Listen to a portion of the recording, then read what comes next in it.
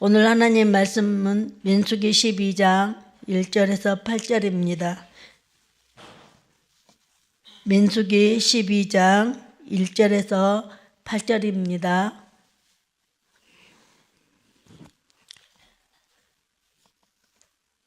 다 같이 한 목소리로 합독하시겠습니다.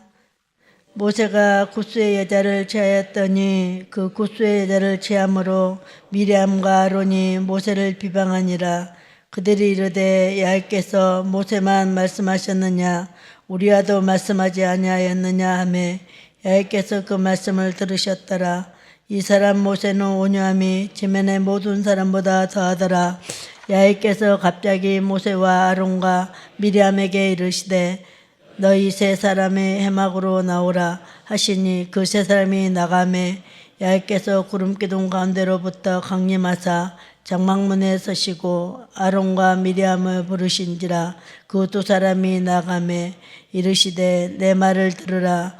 너희 중에 선지자가 있으면 나 야훼가 한 상으로 나를 그에게 알리기도 하고 꿈으로 구하 말하기도 하거니와 내 종 모세와는 그렇지 아니하니 그는 내 온 집에 충성함이라. 구하는 내가 대면하여 명백히 말하고 은밀한 말로 하지 아니하며 그는 또 야훼의 형상을 보고는 내가 어찌하여 내 종 모세 비방하기를 두려워하지 아니하느냐. 아멘. 오늘 이 말씀을 근거로 온유함의 모세라는 제목으로 함께 은혜를 나누려고 합니다. 한번 제목을 따라해 보시겠습니다. 온유함의 모세.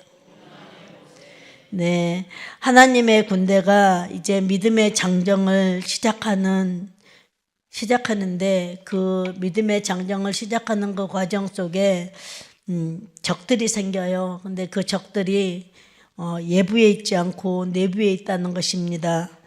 이제 하나님이 목표를 정하시고 이스라엘 백성들을 적과 꿀이는 가나안 땅으로 인도해 가는데 민수기 11장에 보면은 행군하는 3일 만에 백성들이 원망하고 불평했다라는 얘기가 나오게 됩니다. 민수기 11장 1절에 이렇게 시작했습니다. 야훼께서 들으시기에 백성이 악한 말로 원망하며 야훼께서 들으시고 진노하사 야훼의 불을 그들 중에 붙여서 진영 끝을 사르게 하시매. 그렇다면 이 가나안 적과 꿀이 흐르는 땅을 향해서 갈 때 이스라엘 백성들 중에 그 백성들만이 불평불만을 표현했을까요? 아니죠. 오늘 본문을 보니까 아론과 미디암도 불평불만을 했다라는 얘기가 나오게 됩니다. 오늘 본문의 이 미리암과 아론은 오랜 세월 동안 모세와 함께 하나님의 일을 감당해온 지도자들입니다. 미리암은 예언자였고 모세는 모세의 누나였어요. 그리고 출애굽 여인들과 찬양을 같이 했던 그런 예언자였습니다. 그리고 아론은 대제사장으로서 하나님의 성막에 제사를 맡은 사람이었어요. 그런데 이들이 하나님의 종 모세를 비방하게 되는 것입니다.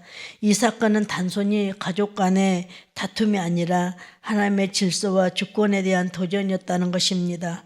우리는 하나님의 일 앞에서 어떤 마음으로 서 있는가 라는 생각을 하면서 오늘 세 가지로 은혜를 나누어 보려고 합니다. 첫 번째, 시기와 비방은 하나님의 주권을 흔든다. 한번 따라해 보시겠습니다. 시기와 비방은 하나님의 주권을 흔든다. 예, 민수기 12장 1절 2절입니다. 함께 우리 자막 나오시면 봉독해 보시겠습니다. 미리암과 아론이 모세가 굿수 여자를 취하였더니 그를 비방하였더라. 그들이 이르되 야훼께서 모세와만 말씀하셨느냐 우리와도 말씀하지 아니하였느냐 하매 야훼께서 이 말을 들으셨더라. 네, 아멘.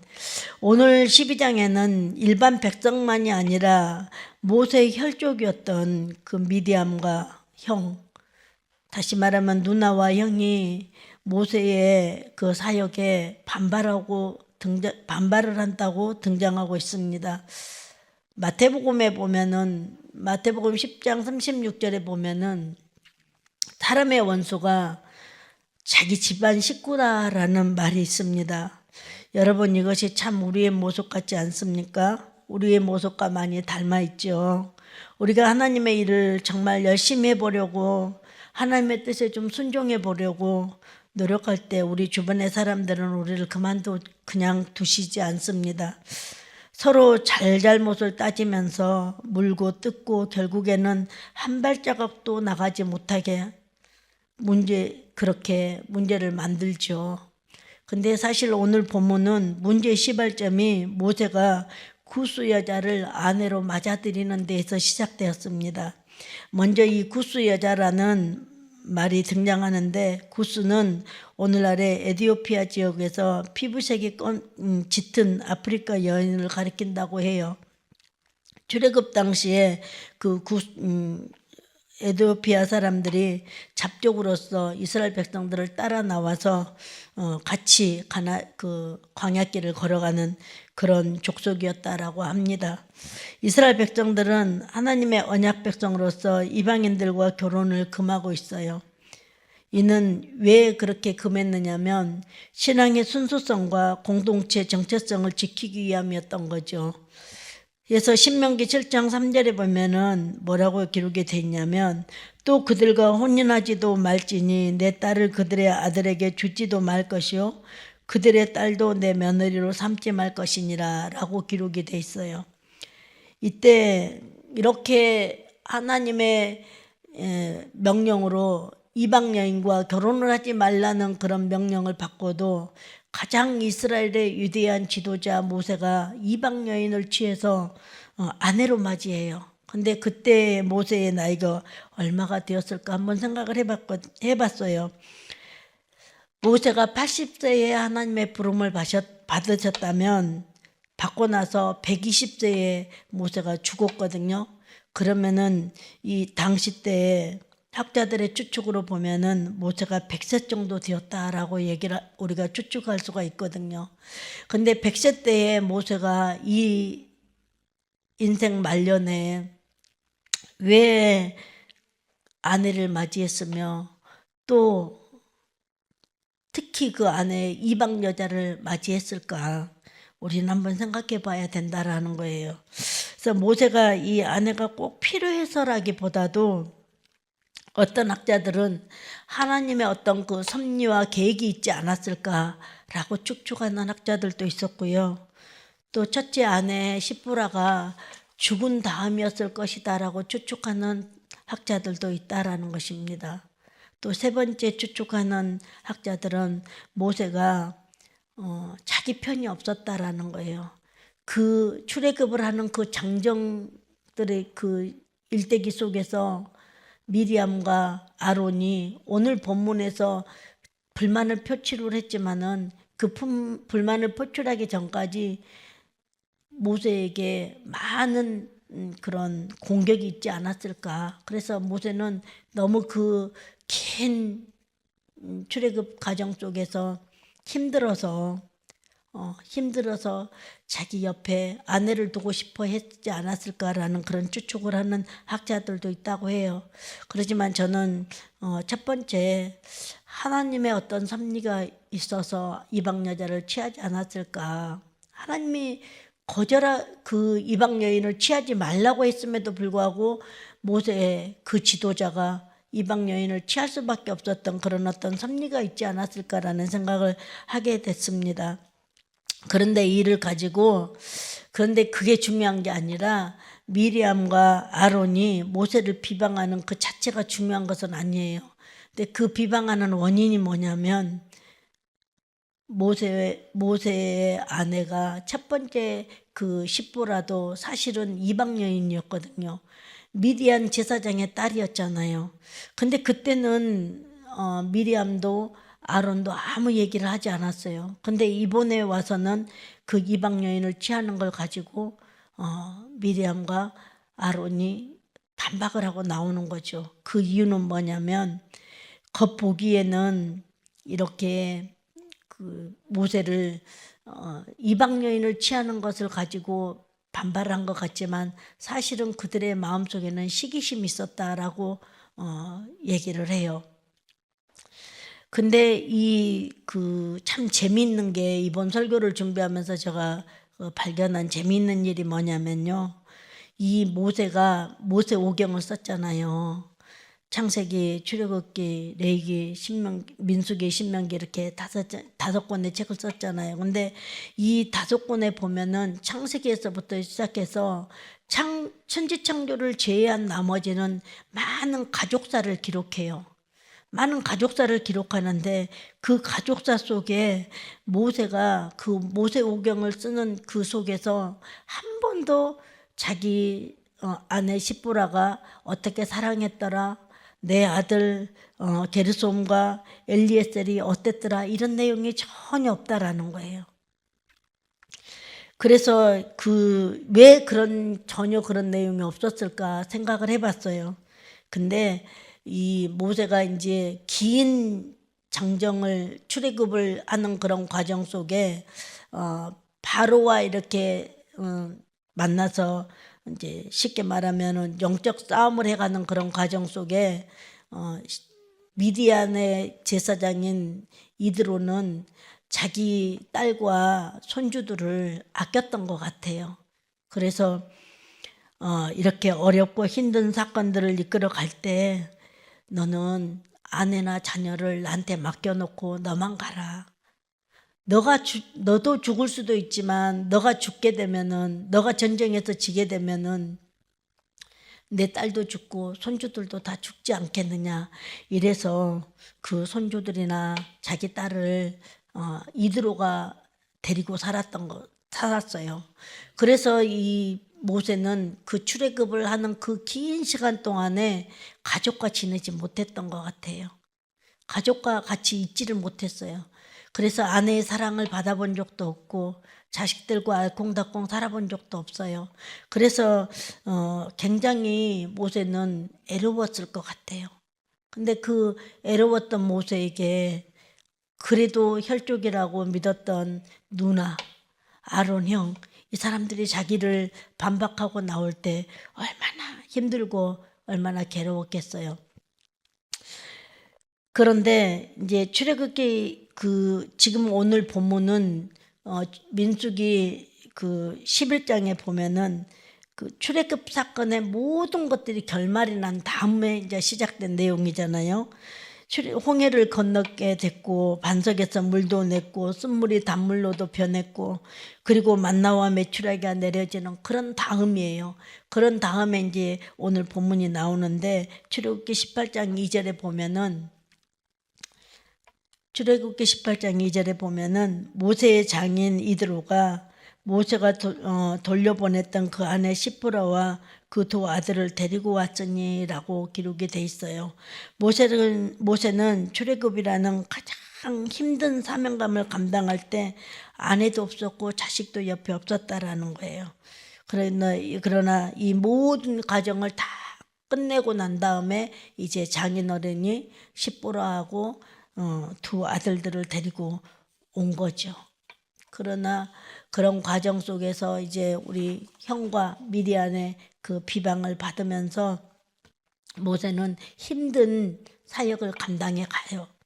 근데 이 모세를 비방했던 미디안과 아론은 사실 율법의 순결을 말한 것처럼 왜 너가 이방 여인을 취하냐 이렇게 묻고 나오지만은 사실 그 마음속에는 오늘 본문에 보니까 1절 2절에 보니까 모세만 쓰임 받았느냐 하면서 시기심을 나타내는 그런 내용이 나와요. 그들은 하나님이 우리와도 말씀하셨지 않았느냐 이렇게 하나님의 주권에 도전하는 것이에요. 그러나 성경은 야훼께서 이 말씀을 들으셨다라고 기록하고 있어요. 하나님은 사람의 말뿐 아니라 마음의 중심까지도 들여다보고 계신다라는 것입니다. 근데 요즘 우리가 믿음 생활할 때 보면은 우리가 너무 부족한 존재잖아요. 근데 우리의 손바닥으로 하늘을 가리려고 하는 말이나 행동을 할 때가 참 많아요. 신앙생활 안에서도. 우리는 늘 하나님 앞에서 조심해야 되겠죠. 왜냐하면 하나님은 우리의 마음까지도, 우리의 마음의 중심까지도 보고 계신 분이시기 때문에 그래요. 하나님은 직접 모든 일을 하시지 않고 연약한 인간을 통해서 하나님의 뜻을 이루시는데, 우리는 종종 왜 저 사람이, 저런 사람이 쓰임 받지? 하면서 불만을 표시를 할 때가 많아요. 중요한 것은 그 사람의 자격이 아니라 그분을 부르시는 하나님의 주권이라는 것을 우리는 꼭 알아야 된다라는 것이에요. 사람의 약점만 보면 내가 더 낫다라는 교만이 생기는 거예요. 그 사람을 통해서 일하는 하나님을 보시면 우리는 겸손해질 수밖에 없다라는 것이죠. 미리암과 아론의 문제는 모세를 잘 알았기 때문에 생겼던 거예요. 가까이서 보니 부족한 점이 보였고 그것을 판단하게 된 것이죠. 그러나 하나님께서 택하신 사람을 비판하는 것은 하나님을 비판하는 일이라는 것을 우리는 꼭 기억하셔야 된다는 것입니다. 가까운 사람일수록 서로 격려하고 세워주는 것이 하나님이 우리에게 원하시는 일이라는 것이에요. 교회 안에서도 마찬가지입니다. 동역자의 부족함이 보이다 보면 그들을 통해서 일하는 하나님을 바라보지 못해요. 하나님을 존중하고 그분의 뜻에 순종할 때 공동체는 한 마음으로 세워질 수 있다라는 것입니다. 결국 하나님은 완전한 사람을 찾지 않으셔요. 부족하지만 순종한 사람을 통해서 일하고 계신다는 것입니다. 우리의 눈이 사람의 연약함을 보는 것이 아니라 사람을 통해서 역사하신 하나님의 손길을 보시기를 예수님의 이름으로 축복합니다. 야고보서 3장 16절에 보니까 시기와 다툼이 있는 곳에는 혼란과 모든 악한 일이 있음이라 라고 기록되어 있습니다. 하나님이 세우시는 질서에는 반드시 이유가 있습니다. 남의 자리를 빼앗는 것이 아니라 내 자리에서 충성으로 지키는 것이 신앙의 길이라는 것을 우리는 기억하여야 될 것입니다. 오늘 말씀에서 동생 모세에 대해서 미리암과 아론이 한마디로 비방을 하고 있는데, 그 비방을 할 때 모세의 반응이 어떠했는지 우리는 또 볼 수 있습니다. 이대기입니다. 한번 따라해 보시겠습니다. 하나님은 온유하고 충성된 자를 친히 변론하십니다. 네, 하나님은 온유하고 충성된 자를 친히 변호해 주신다라는 것입니다. 오늘 3절에서 7절까지인데 너무 기니까 3절과 7절 두 절만 읽겠습니다. 시작. 이 사람 모세는 온유함이 지면의 모든 사람보다 더하더라. 7절입니다. 그런데 온 집에 충성함이라. 네. 온유함이란 히브리어로 아나부인데요. 이는 단순히 부드럽다는 뜻이 아니라 하나님 앞에서 자신을 낮추는 사람을 의미한다라고 얘기를 해요. 우리가 3절에 오늘 3절 다시 한 번만 더 읽을까요? 3절을 한번 볼게요. 이 사람 모세는 온유함이 지면의 모든 사람보다 더하더라. 하나님은 왜 갑자기 이 모세와 아론과 미디암이 모세를 비방하는 이 과정 속에서 온유함이라는 단어를 등장시켰을까요? 모세가 미리암과 아론의 비방을 받을 때 그는 아무 말도 하지 않았습니다. 자신을 변론하거나 해명하지도 않았습니다. 그러나 그것은 무기력함이 아니라 믿음에서 나오는 온유함이었다는 것입니다. 미리암과 아론은 겉으로는 율법의 순교를 말했지만 속으로는 왜 모세만 하나님께 쓰임받느냐라는 시기가 있었다는 거예요. 그들은 사람들이 모세를 보면서 판단합니다. 모세는 그 상황 속에서 하나님을 바라보고 있었다는 거예요. 미디암과 아론은 사람을 보고 판단을 하지만 모세는 하나님을 보고 있었다라는 것이에요. 모세의 온유함은 자신을 대변하지 않았고 하나님께서 일하시도록 하나님께 모든 것을 맡기는 자세였다라는 것입니다. 온유함이란 약함이 아니라 하나님의 아시고 보시고 들으시면서 일하실 것을 믿는 강한 신앙이라는 것입니다. 지금의 억울함보다도 더 크신 하나님의 계획을 신뢰하는 것이며 눈앞의 작은 패배를 넘어서 하나님의 더 큰 승리를 바라보는 믿음인 것입니다.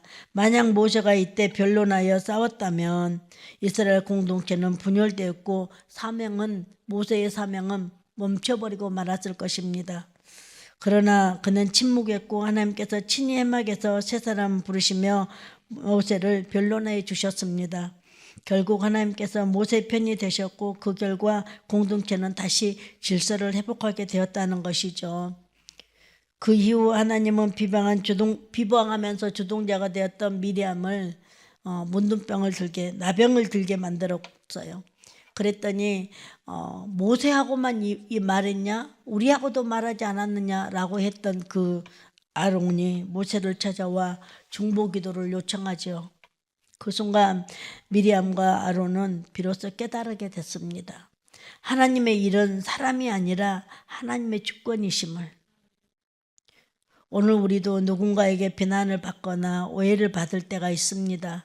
그때마다 해명하고 싶은 마음이 들지만 모세처럼 하나님께 맡기는 믿음의 온유함을 선택하시기를 예수님의 이름으로 축복합니다. 하나님은 우리의 억울함을 아시고 당신의 때에 분명히 변론해 주신다는 것입니다. 모세의 온유함은 침묵의 약함이 아니라 하나님을 전적으로 신뢰하는 믿음의 힘이었다는 것을 우리는 기억하십시다. 우리도 온유함으로 하나님께 맡기며 같은 마음과 같은 뜻으로 하나님의 군대로서 서서 믿음의 걸음을 걸어가셔야 할 것입니다. 세 번째 대기입니다. 율법보다 큰 은혜를 바라보자. 따라하시겠습니다. 율법보다 큰 은혜를 바라보자. 8절입니다. 다 같이 자막 나오시면 함께 읽겠습니다. 그와 내가 대면하여 명백히 말하고 그는 또 야훼의 영상을 보고는 너희가 어찌하여 내 종 모세 비방하기를 두려워하지 아니하느냐. 네, 아멘. 하나님께서 세우신 지도자 모세의 권위와 사명을 향한 도전이었는데 이때 하나님께서는 직접 개입하셔서 세 사람을 해막으로 이제 부르셨어요. 그리고 인간의 판단이나 감정이 아닌 하나님께서 친히 자신의 종을 변론하시는 장면이 바로 오늘 본문이에요. 하나님은 해막에서 모세와의 특별한 관계를 분명히 밝히십니다. 그들은 다른 선지자에게는 꿈이나 환상으로 말하지만 모세와는 얼굴을 마주하여 말한다라고 하나님을 말씀하고 있습니다. 다시 말하면 이 말이 무슨 말이냐면 선지자나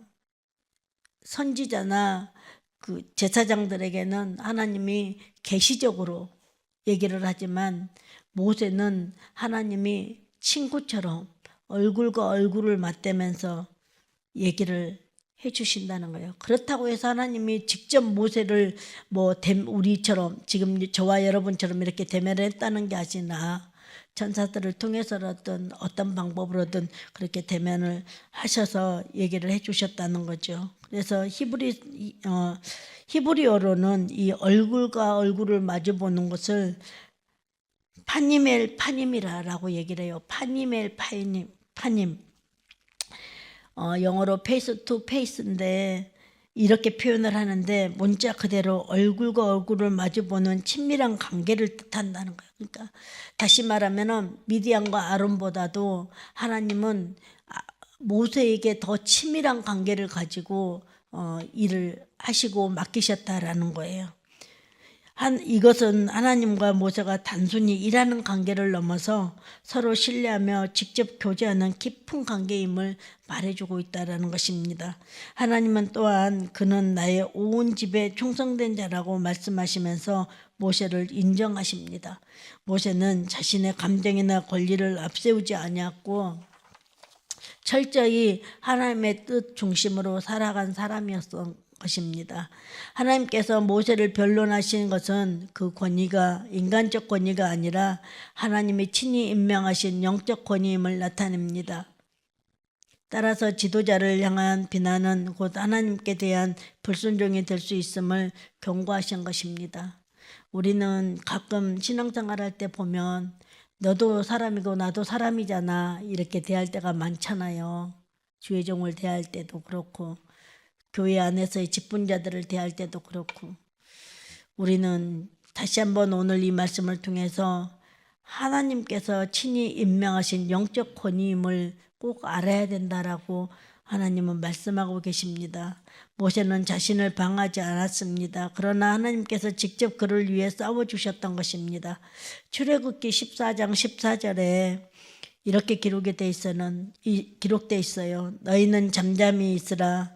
야훼께서 너희를 위하여 싸우시리라. 네, 이 말씀처럼 하나님의 사람은 자신의 힘이 아니라 하나님의 의와 공의로 보호하심을 받는 사람이라는 것을 우리는 또 알아야 될 것입니다. 출애굽기 33장 20절에도 이렇게 기록이 되어 있습니다. 또 이르시되 내가 내 얼굴을 보지 못하리니 나를 보고 살 자가 없느니라. 하나님은 나를 보고 살 자가 없다라고 했는데 오늘 본문에서는 모세와 대면을 했다라고 얘기를 하잖아요. 그 의미는 뭐냐면 그만큼 모세는 하나님과 가까운 사람이었다라는 거예요. 그래서 요즘은 이제 우리 성도님들도 그렇고 우리 이제 주의종과의 관계 속에서도 만인의 제사장이라는 그런 설로 인해서 너도 나도 똑같은 하나님의 말씀을 듣고 아까 미리암과 아론과 같이 너도 하나님의 계시를 받고 나도 하나님의 계시를 받는데 너도 하나님의 꿈을 꾸고 나도 하나님의 꿈을 꿨는데 나도 이런 간증이 있고 너도 이런 간증이 있는데 이러면서 사실 이 직분자들을 교회에서 질서를 위해서 교회의 어떤 하나님의 일들을 하기 위해서 거룩한 사역을 하기 위해서 세워놓는 그 직분들에게 우리가 함부로 대할 때가 사실 좀 있잖아요. 근데 하나님은 절대적으로 여러분들이 기억하셔야 될 건 뭐냐면 우리는 맞아요. 하나님의 계시도 받고 꿈도 꿔요. 간증도 들어 있어요. 그러나 하나님이 원하시는 사역, 그 신탁을 아무에게나 맡기지 않는다라는 것을 꼭 기억하셨으면 좋겠습니다. 하나님께서는 출애굽기 33장 20절에 그렇게 내 얼굴을 보면은 살아날 사람이 없다라고 얘기를 하는데 모세는 그 얼굴과 얼굴을 맞댈 만큼의 관계 속에서 모세에게 모든 사명의 신탁을 맡겼다라는 것이에요. 그래서 우리 강북교회에 하나님의 신탁을 맡긴 사람이 누구겠어요? 담임 목사님이시잖아요. 그러면 담임 목사님의 목회 방침에 우리 모든 재직들과 모든 성도들은 따라가야 되고 특별히 우리 교육자들은 더 따라가야 되겠죠. 그래서 여러분들은 우리 담임 목사님을 위해서 기도를 많이 해주셔야 돼요. 그래야지만이 우리 교회가 더 부흥되고 더 활성화될 수 있어요. 우리가 교회에 딱 들어오면은 큰 프랭카드가 아가페 앞에 딱 걸려 있잖아요. 거기가 뭐라고 돼 있어요? 하나님을 영화롭게 사람을 행복하게라는 글이 적어져 있잖아요. 저는 그것을 쳐다볼 때마다 그런 생각을 해요. 과연 정말 내가 이 성전에 들어오고 나감에 하나님을 영화롭게 하는 자가 되고 있는가? 그런 생각을 해봐요. 사람을 행복하게 해주는 자가 되고 있는가? 이런 생각을 제가 해보게 돼요. 여러분들도 마찬가지예요. 여러분들이 해주실 것은 그냥 잠잠히 기도하시면서 담임 목사님을 위해서 기도해 주시고 담임 목사님에게 맡기신 하나님의 그 신탁이 잘 이루어져 가서 우리 교회가 더 부흥되고 우리 교회를 통해서 세계 만방에 복음이 전해질 수 있게끔 만드는 것, 그것이 성도로서의 본분이라고 저는 생각합니다. 율법 아래 있는 사람은 하나님의 얼굴을 직접 볼 수 없습니다. 그러나 하나님은 특별히 모세에게 은혜를 베푸사 자신의 임재를 경험하게 하셨어요. 이것은 장차 예수 그리스도께서 율법을 완성하시고 우리를 하나님의 얼굴 앞으로 인도하실 것을 예표하시는 사건이라는 것입니다. 모세가 사랑하는 구스 여인은 이방 여인을 취했던 그 이유도 그 단순한 혼인의 문제가 아니라 하나님의 포옹과 은혜의 상징이었다는 것입니다.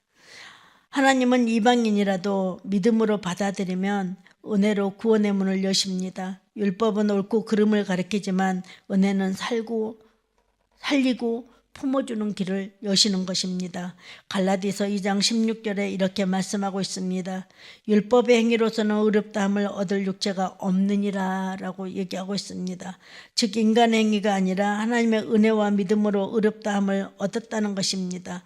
이 사건은 우리에게 세 가지 교훈을 주고 있습니다. 첫 번째, 하나님께서 세우신 사람을 판단하지 말라. 두 번째, 진정한 충성자는 자기 주장보다 하나님의 뜻에 순종하는 것이라는 것입니다. 세 번째는 율법보다 은혜, 정죄보다는 사랑의 신앙을 살아야 한다라는 것을 우리에게 가르치고 있다는 것입니다. 결국 하나님은 모세를 변호하시고 그 충성을 인정하셨습니다. 우리 또한 하나님의 중심의 신앙으로 비난보다 격려로 정죄보다 용서로 살아가게 되시기를 예수님의 이름으로 축복합니다. 그때 하나님께서 우리의 삶 속에서 친히 일하시면서 은혜로 우리를 채워주실 것입니다. 결론입니다. 모세의 이야기는 단순히 역사적 사건이 아니라는 것입니다. 비난보다 은혜로 정죄보다 회복을 택하는 믿음의 길을 보여주는 것입니다.